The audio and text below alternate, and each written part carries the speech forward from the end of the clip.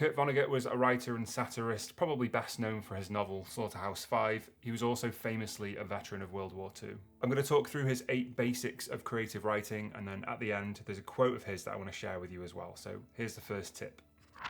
Use the time of a total stranger in such a way that he or she will not feel the time was wasted. I feel like this could be taken in many different ways really, but there's 2 main things that I took from it. Firstly, and obviously, I think it means tell a really good story. No writer wants a reader to put their book down and give up on it, of course. We might spend many months or even years working on our books, but regardless of all that effort, in the end we still have to present our stories in an engaging way. We still have to, in some sense, serve the reader. So in my mind, we should do that by getting to the point of our story and not beating around the bush and reveling in our own writeriness. That's the first thing. The second thing I took from this is about the point of the story. There needs to be one. If we're using the time of a total stranger who's reading our book, we should definitely make sure we're making a point. We need to communicate something that matters to us or to them, especially if it's something they haven't considered before. Making a point was obviously really important to Vonnegut, and I'll come back to that at the end of the video when I've got that quote to read you, but for now, on to tip 2. Give the reader at least one character he or she can root for. This might seem like really basic writing advice, but I think it's important that we don't overlook it. If you think back to your favourite book or story, what was it that really propelled you through that story? What was it that kept you reading? Having a great plot is really important, and it never harms reader retention, if you want to put it like that. But if we think a bit deeper, it's likely that it was the journey of the character that had you so invested.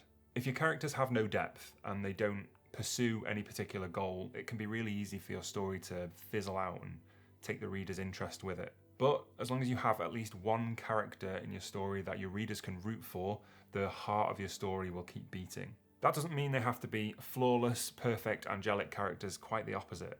They should definitely have flaws and something that they're trying to fix, which brings me on to Vonnegut's next point. Every character should want something, even if it's only a glass of water. This is often heard advice, and for good reason. It keeps readers engaged and it even helps to control the pace of the story. But I feel like I covered some of this in the last tip, so for this one, I'm going to get really specific and say apply this to your dialogue. When I edit my own work, or I edit work from other writers, both beginners and more advanced, dialogue is often the point where the story starts to fall down. That's because it's easy to see what the main character wants from dialogue, or from every conversation that they have, what their goal is.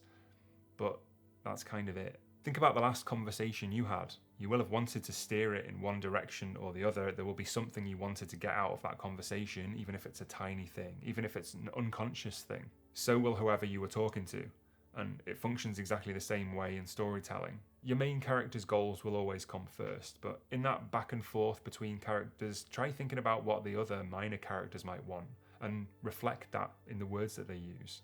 In my view, this makes dialogue feel more realistic and less generic, which is never a bad thing. I just want to take a few seconds to remind you about the developmental editing service that I run on my website. If you've got a piece of a novel or some short fiction that you really would like some feedback on, check out the link in the description or scan the QR code on screen. Right, back to the video.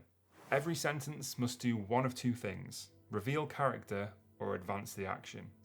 I must have seen this written down many years ago before I started writing, because this has been my approach for as long as I can remember. It's what I keep in mind as I'm writing my first draft, and it's the bar by which I measure the story when I'm editing. Some sentences will do both, but they have to do at least one or the other. Otherwise we're getting into the realms of tip number 1, wasting the reader's time. With every sentence, tell us something about your character, what's inside them, what's driving them, or move the plot forward, reveal something or change something.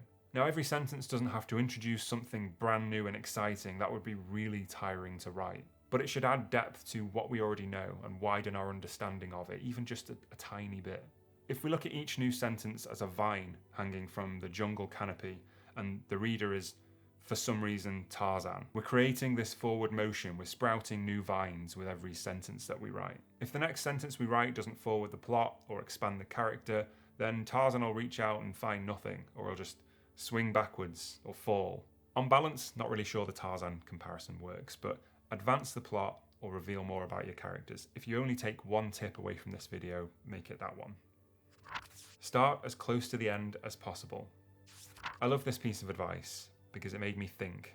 My first response to this was to think, but then you're going to have barely any story left. How would you ever write anything long enough to be a novel? But obviously, I see now, that's not what Vonnegut's talking about. He's not saying start your story at the end of the story. What he's saying is, have your story start in the right place. Don't pad it up front with loads of filler information, and don't let it meander for ages until the point where it gets good. Start at the first relevant part, the part where it gets interesting for readers. If necessary, look at your outline or think about your journey for the story and consider the story beats within it. If there's a bit of space between the first and the second beat of the story, think about moving that beginning onward a bit to something that will catch the reader's attention. It's a really common mistake for writers to start their story in the wrong place. I've done it probably hundreds of times. But we can catch it and we can change it, and that's one of the things that I love about writing. Be a sadist. No matter how sweet and innocent your leading characters, make awful things happen to them in order that the reader may see what they're made of.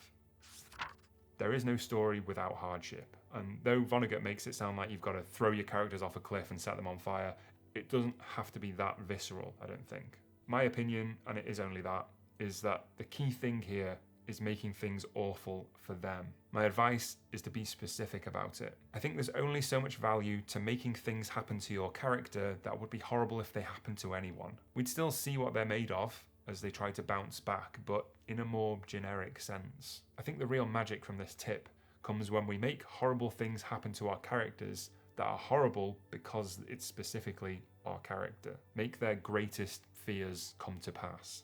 That thing they were dreading, make them face it, make it specific, and it'll tell us more about who they are. It might also make readers think about their greatest fear and if they could face it. Be horrible to them, that's for sure, but be specific about it. Write to please just one person. If you open a window and make love to the world, so to speak, your story will get pneumonia. I love the way he phrased that, and I definitely agree. It's good advice to write for one person. You hear that fairly often in advice from famous authors. It helps you keep your tone consistent, and it helps you stay focused on the important parts of your story instead of trying to please everyone. We can never do that, and attempting to write a book that everybody loves will often lead to a book that nobody loves because it lacks personality or it doesn't know who it is or what it is.